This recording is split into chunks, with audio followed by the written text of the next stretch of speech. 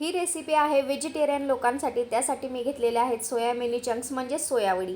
त्याला छान असं पाण्यात उकळून घेऊया. 2 पाण्याने स्वच्छ धुवून त्याच्यातलं सगळं पाणी आपण नितळवून काढायचं आहे आणि त्याचे बारीक असे तुकडे करून घ्यायचे आहे, जसे मी करत आहे.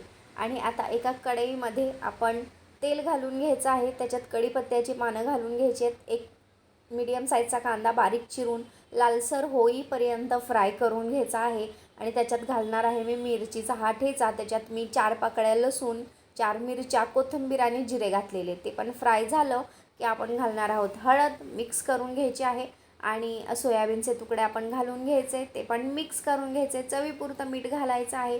5 मिनिट झाकण ठेवून बंद करायचं आहे आणि 5 मिनिटानंतर बघू शकता ही सोयाबीनची छान अशी भुर्जी तयार झालेली आहे.